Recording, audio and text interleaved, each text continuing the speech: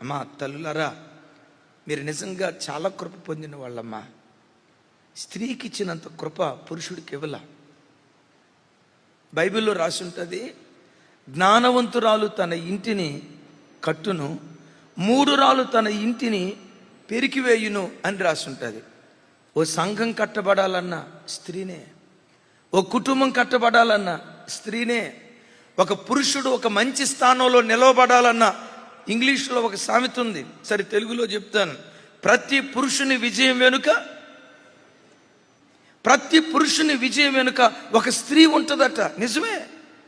ఒక సంఘం గెలవాలన్నా, ఒక మినిస్ట్రీ గెలవాలన్నా, ఒక పురుషుడు గెలవాలన్నా, చివరికి కుటుంబం కట్టబడాలన్నా అది స్త్రీ చేతిలోనే ఉంది. తల్లులారా, కుటుంబంలో కానీ సంఘంలో కానీ మీరు ఎంత బాధ్యతగా ఉంటారో సంఘాలు కట్టబడతాయి, కుటుంబం కట్టబడతాది, రాబోయే కొన్ని తరాలు కట్టబడటానికి దేవుడు కృప చూపిస్తాడు.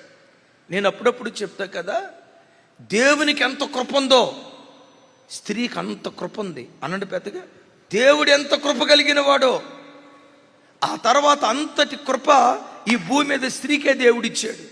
ఏంటన్నా, దేవునికి ఉన్నంత కృప మాకుందా? అవును. బైబిల్ ఏమని రాసింది?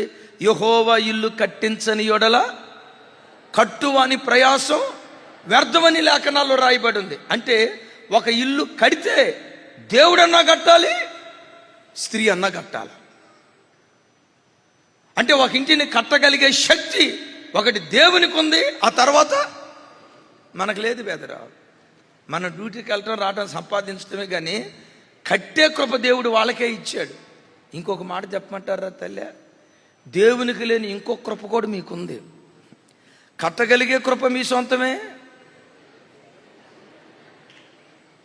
పడగొట్టగలిగేదైనా మీరే. నా బిడ్డలు, మీరు మీ చేతులు ఎప్పుడు కట్టే చేతులుగానే దేవుడు ఉంచునుగాక, మీ చేతులు ఎప్పుడు నిలవబెట్టే చేతులుగానే దేవుడు బలపరచునుగాక, మన చేతులు పడగొట్టే చేతులుగా ఉండకుండునుగాక.